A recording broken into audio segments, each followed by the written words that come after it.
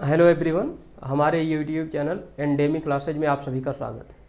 जैसा कि आप लोग जानते हैं कि लास्ट वीडियो में हम लोगों ने पढ़ा हुआ था व्याकरण। समझे थे कि व्याकरण की परिभाषा क्या होती है, व्याकरण का कैसे बनता है, और उसके बाद हम लोगों ने ये भी देखा था कि व्याकरण के अंतर्गत वर्णमाला को हम लोग पढ़े थे। तो वर्णमाला के कितने भेद होते हैं? तो वर्णमाला के दो भेद होते हैं। कौन कौन से? स्वर और व्यंजन। और कुल वर्णों की संख्या कितनी थी? 52 थी।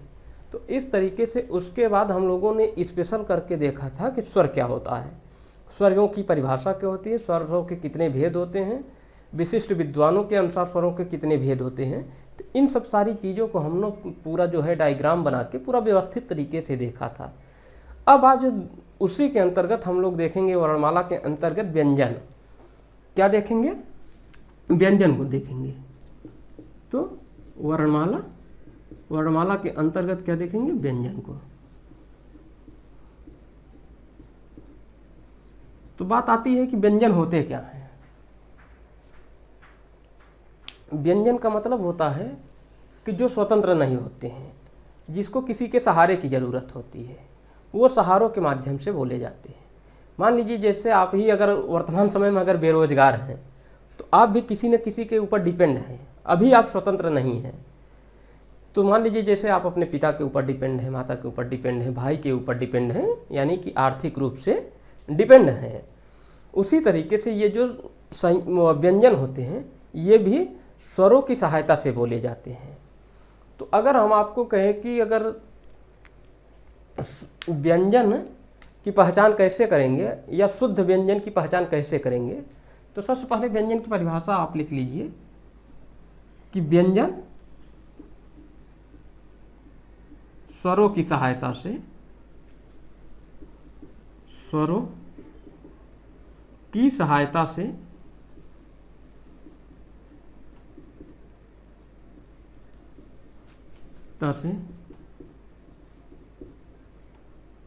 बोले या लिखे जाते हैं।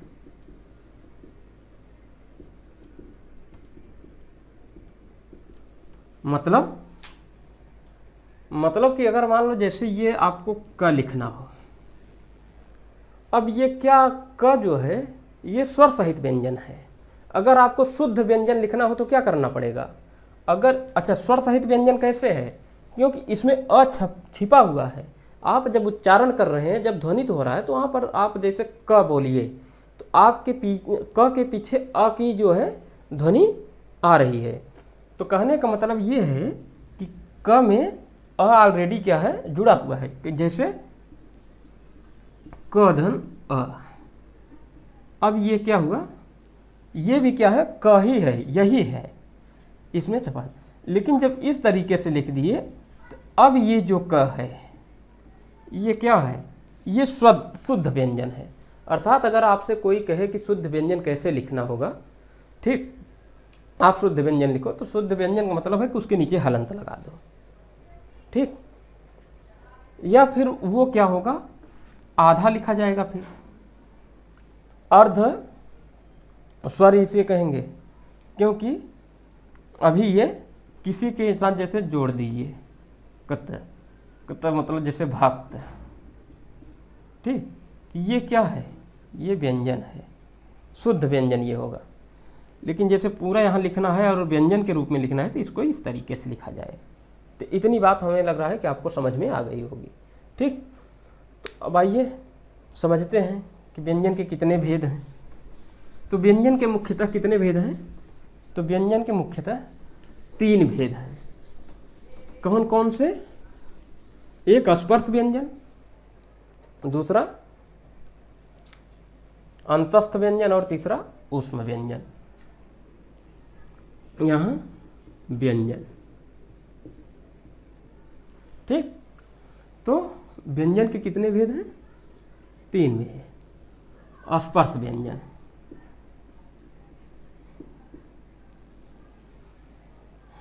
स्पर्श व्यंजन को ही क्या कहते हैं? वर्गीय व्यंजन। वर्गीय व्यंजन, ठीक। उसके बाद कौन सा है? अंतस्थ व्यंजन। अंतस्थ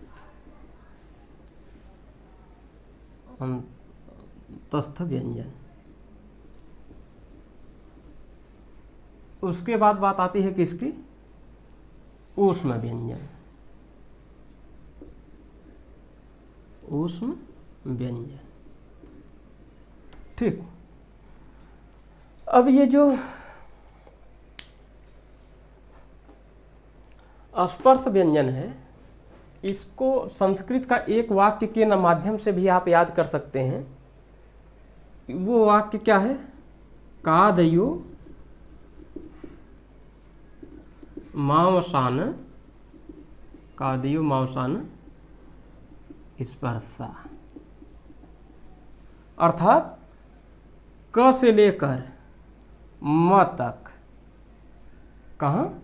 क से लेकर म तक। क से लेकर म तक कितने अक्षर हुए?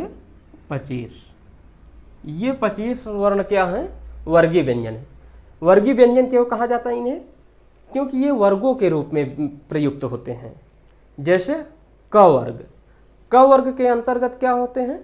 क, ख, ग, घ और अंगा। च वर्ग, च, छ, ज, झ, इया। ट वर्ग, त, थ, द, अ, ट, ठ, ड, ढ, अण। त, थ, द, ध, न, प, फ, ब, भ, म। क वर्ग, च वर्ग, ट वर्ग, त वर्ग और प वर्ग। इस तरीके से, इसलिए इन्हें क्या कहा जाता है? वर्गीय व्यंजन। तो वर्गीय व्यंजन या स्पर्श व्यंजन की संख्या कितनी है? तो 25 है। अब बात आती है अंतस्थ व्यंजन की।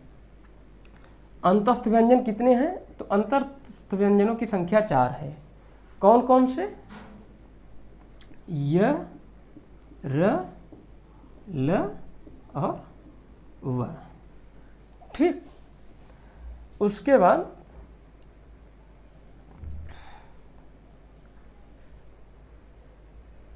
ये हो गए, ठीक, 4 अंतस्थ। और इन्हीं को क्या कहा जाता है? अर्धस्वर भी कहा जाता है। अर्धस्वर कहा जाता है। वैसे वासुदेव नंदन प्रसाद को आप पढ़ेंगे तो वहाँ इन चारों को अर्धस्वर कहा जाता है, लेकिन अन्य किसी बुक में भी पढ़ेंगे तो वहाँ यह और वह को ही सिर्फ माने हैं अंतस्थ व्यंजन। हालांकि आपको चारों मान के चलना है। ये डिपेंड करता है कि एग्जाम हॉल में जो प्रश्न पत्र होगा उसमें प्रश्न किस तरीके से पूछा गया है, ठीक। तो ये अंतस्थ व्यंजन। ऊष्म व्यंजन की संख्या कितनी है? तो ऊष्म व्यंजनों की संख्या भी 4 है। तो कौन कौन से? तालव्य से, मूर्धन्य से, दंती से और ह, ठीक। तो इस तरीके से व्यंजनों की जो संख्या हुई 25, 4 29, 29 और 4 33। तो व्यंजनों की संख्या कितनी हुई? 33। स्वरों की संख्या आप कितने पढ़े थे? 11। 11 और 33 मिला के कितने हो गए? 44। और पूरे वर्णमाला में आप कितने शब्द पढ़े थे? कितने वर्ण पढ़े थे? 52, ठीक।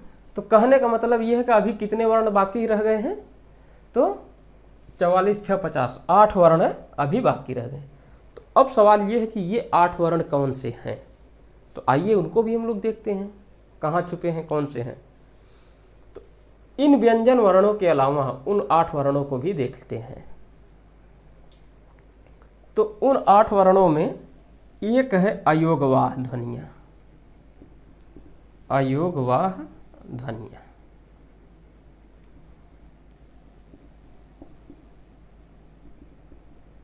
ठीक। अयोगवाह ध्वनियाँ क्या होती हैं?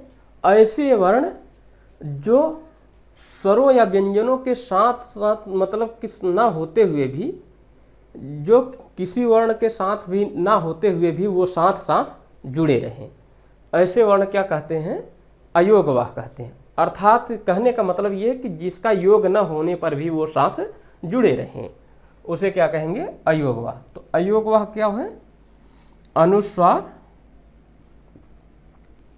और विसर्ग। तो इस तरीके से जो निकल के आया, क्या निकल के आया कि अयोगवाह ध्वनियाँ कितने तरीके की हैं? तो 2 तरीके की, ठीक। अनुस्वार और विसर्ग, तो विसर्ग का चिन्ह आप इस तरीके से है, अनुस्वार का चिन्ह इस तरीके से है, और एक ये चंद्रबिंदु भी इसी के अंतर्गत आ जाता है दोनों। हालांकि इसे देखेंगे तो इसे अनुस्वार और अनुनासिक भी कहते हैं। ठीक, तो ये हो गया अनुस्वार। अब दूसरा बात आती है क्या, उत्क्षेप्त ध्वनियाँ। उत्क्षेप्त ध्वनियाँ,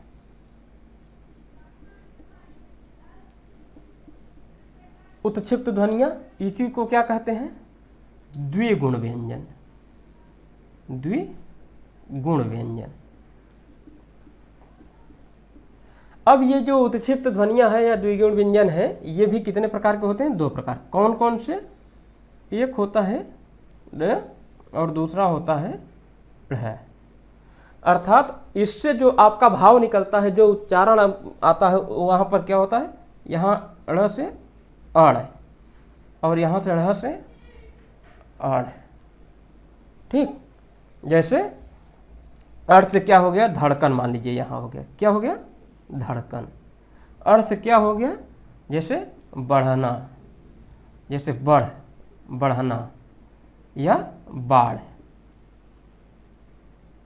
ठीक, ये इस तरीके से, इनकी भी संख्या कितनी है, 2 है। अब इसके बाद बात आती है, क्या बात आती है, इसके बाद बात आती है संयुक्त व्यंजनों की। संयुक्त स्वरों की संख्या कितनी बताए थे आपको, कमेंट करके बताइए। संयुक्त स्वरों की संख्या कितनी थी, बताइए बताइए। आपके लिए होमवर्क है, पढ़ चुके हैं और अच्छे से पढ़ चुके हैं। अब यहाँ बात आती है संयुक्त व्यंजन की। संयुक्त व्यंजन हिंदी में कितने माने गए हैं, तो 4 माने गए हैं। कौन कौन से, तो एक हो गया ये छ, और दूसरा हो गया त्र, और ज्ञ, और चौथा स्र। इस तरीके से, तो ये किनकी सहायता से बने हैं, ये क और मूर्धन्य स मिलकर बना है। ठीक, उसके बाद बात आती है त्र। ये किसकी सहायता से मिलकर बने हैं, त और धन र की सहायता से। ये ज्ञ किसकी सहायता से बन के मिले हैं, ज और ञ की सहायता से। स्र तालव्य स और र की सहायता। अब ये तो आप जान गए। अब इसमें जो सबसे रोचक बात है, और जो सवाल गलत होता है, और जो सवाल यहाँ से पूछा जाएगा, ये तो अब बहुत ट्रेंडिंग का सवाल हो गया। ये अब इसका ट्रेंड चला गया है, आउटडेटेड एक तरीके से कह सकते हैं। पूछ ले तो पूछ ले, नहीं तो नहीं पूछा जाएगा, लेकिन पूछा जाता है, इससे आप मुख नहीं मोड़ सकते हैं।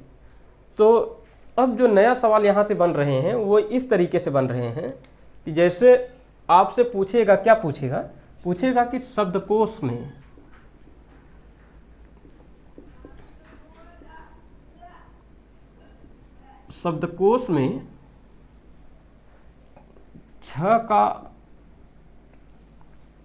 छ किस वर्ण के बाद आएगा, छ वर्ण किस वर्ण के बाद आएगा, किस वर्ण के बाद आएगा। वहाँ मिल जाएगा आपको, क मिल जाएगा, अ मिल जाएगा, त मिल जाएगा, और ह मिल जाएगा। इस तरीके से मान लीजिए मिल जाएगा। अब आप तो दुविधा में पड़ गए, तो अमूमन आप क्या करेंगे, आप उत्तर जो लगाते हैं वो क्या लगाते हैं, ह लगाते हैं। जबकि आपकी वर्णमाला में जब आप पढ़ेंगे तो वहाँ पर जो पढ़ा जाता है वो व्यंजनों की संख्या कहाँ तक मानी गई है, व्यंजनों की संख्या लेकर क से लेकर ह तक मानी गई है। ये क्या है, शुद्ध व्यंजन है। उसके आगे के जो ये चारों हैं, छ, त्र, ज्ञ और स्र, ये क्या है, ये तो संयुक्त व्यंजन है, आप देख ही रहे हैं। अर्थात ये 2 व्यंजनों की सहायता से मिलके बने हैं। ठीक, तो इस तरीके से अब ये आप यहाँ देखेंगे तो छ जो बना है वो किससे मिलके बना है, क और स से मिलके बना है। तो क के बाद ही क्या आएगा, छ आएगा। वहाँ पे जैसे डिक्शनरी में आप जब डिक्शनरी खोलोगे देखोगे तो क के बाद क्या आएगा, छ आ जाएगा ये, ठीक। उसके बाद त्र अगर पूछ ले कि शब्दकोश में त्र किस शब्द के बाद आएगा, तो त्र किस शब्द के बाद आएगा, त के बाद आ जाएगा। त वाले ही सीरीज में जब आप त से संबंधित तलवार, तराजू, हाँ, तट, तड़ाग, ये सब जब देखेंगे डिक्शनरी में, तो उसके आगे जहाँ उसका आएगा तो वो वहाँ पर त आ जाएगा। उसके बाद जब ज्ञ की बात आएगी शब्दकोश में, तो वहाँ पर क्या आएगा, ज आएगा। इस बात को आप विशेष ध्यान रखेंगे, ठीक। तो इस तरीके से हमने देखा कि अब हम 52 वर्णों को देख लेते हैं, एक तरफ से एक तरफ तक थोड़ा सा उसको अच्छा सा डायग्राम बना के, ताकि एक ही जगह सारी चीज़ें आपको क्लियर हो जाए कि स्वर कितने हैं, व्यंजन कितने हैं, अयोगवाह कितने हैं, संयुक्त कितने हैं, उत्क्षिप्त ध्वनियाँ कितनी हैं, ऊष्म व्यंजन कितने हैं। ये सारे एक आपको फ्रेमिंग करा देते हैं ताकि आपके दिमाग में बैठ जाए वो पूरे 52 वर्णों की। तो अब आप यहाँ देखिए वर्णमाला। वर्णमाला में वर्णों की संख्या कितनी है, 52। अब इसी 52 को हमें तोड़ना है, 52 को तोड़ना है। अब तोड़ लेते हैं हम लोग, ठीक। अब देखते हैं स्वर, पहले स्वर, तो स्वर कितने हैं, 11। फिर बात आती है व्यंजन में, व्यंजन में स्पर्श व्यंजन,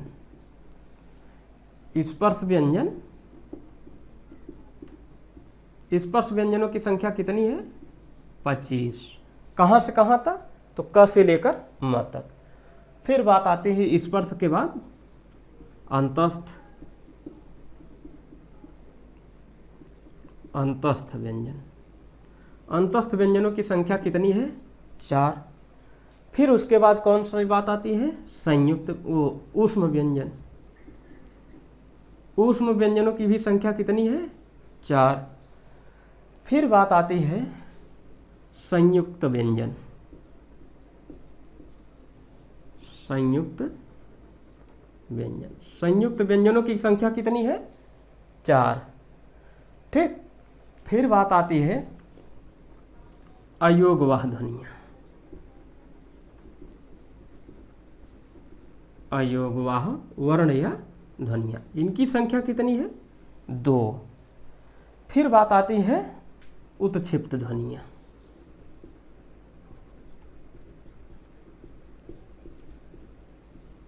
उत्क्षिप्त ध्वनियाँ, इनकी संख्या कितनी है, 2। अब आप गिन कर देख लो कितने 52 हो रहे हैं कि नहीं। 25 और 11 36, 36 4 40, 40 और 4 44, 44 4 48, 2 50 और 2 52।